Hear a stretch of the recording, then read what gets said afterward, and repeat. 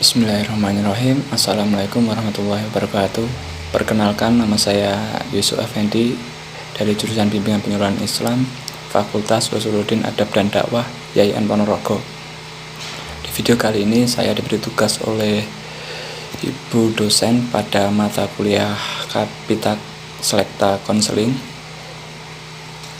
Sebelumnya saya perkenalkan anggota kelompok kami terdiri dari 4 orang, yaitu saya, Mas Ainul Yakin, Mbak Ani Amelia, dan Mbak Koir.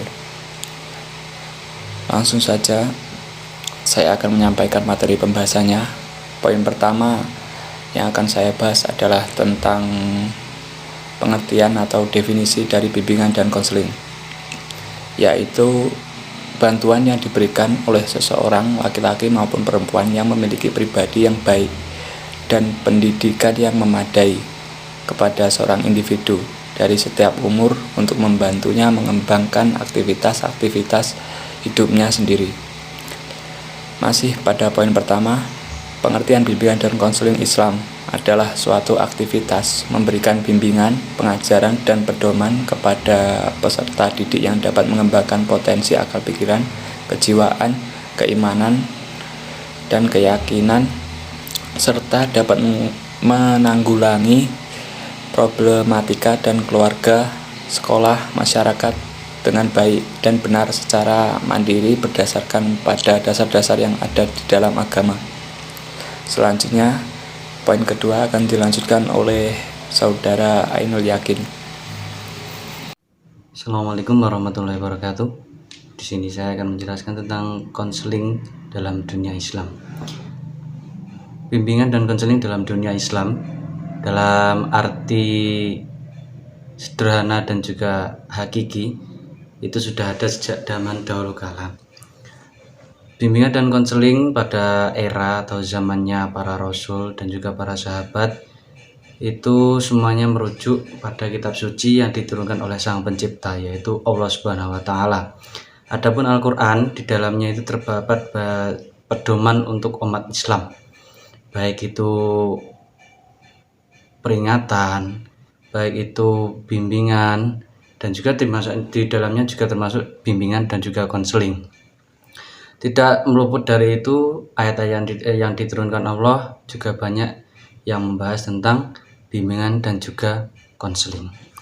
Adapun aspek-aspek yang digunakan, aspek-aspek yang ada dalam bimbingan penyuluhan Islam, yaitu adalah yang pertama aspek fitrah.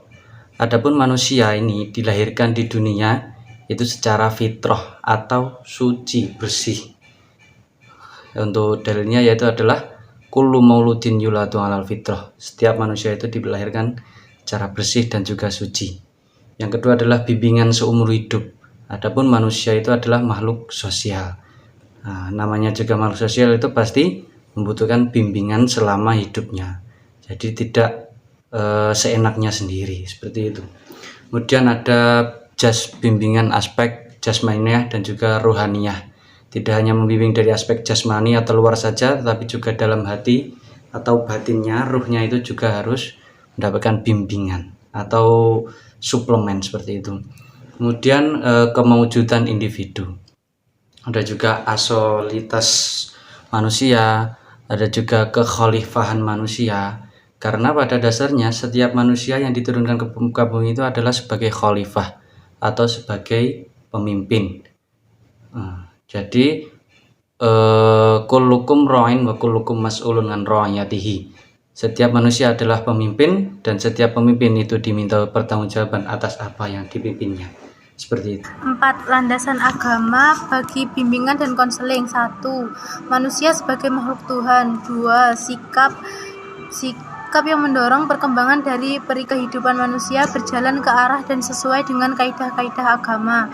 3. Upaya yang memungkinkan berkembang dan memanfaatkannya secara optimal suasana dan perangkat budaya termasuk ilmu pengetahuan dan teknologi, serta kemasyarakatan yang sesuai dan meneguhkan kehidupan beragama untuk membantu perkembangan dan pemecahan masalah. Yang kelima, bimbingan dan konseling religius berperan membentuk manusia Indonesia yang percaya dan bertakwa kepada Allah Subhanahu wa taala, menghayati dan mengamalkan ajaran agamanya dalam kehidupan masyarakat, mempertinggi budi pekerti, memperkuat kepribadian, dan mempertebal semangat kebangsaan dan cinta tanah air. Selanjutnya saya akan menjelaskan poin ke-6, yaitu peran agama terhadap kesehatan mental.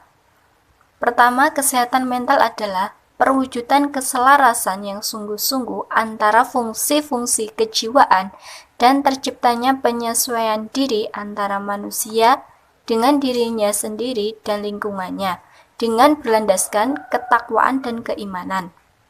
Yang kedua, kesehatan mental menurut Islam itu terbagi menjadi dua. Yang pertama, pola negatif atau salabi, bahwa kesehatan mental adalah terhindarnya seseorang dari segala neurosis atau al-amrod al-aswabiyah dan psikosis atau al-amrod az-zihaniyah. Yang kedua, pola positif atau ijabi, bahwa kesehatan mental adalah kemampuan individu dalam penyesuaian terhadap diri sendiri dan terhadap lingkungan sosial sekitar. Yang ketiga, peran agama terhadap kesehatan mental. Pada intinya, semakin dekat manusia dengan Tuhan dan agama dan semakin banyak beribadahnya, maka akan semakin tentram jiwanya serta semakin mampu dia menghadapi kekecewaan dan kesukaran-kesukaran dalam hidupnya. Poin yang ketujuh, psikoterapi doa. Doa secara harfiah berarti ibadah, istighosah, atau memohon bantuan.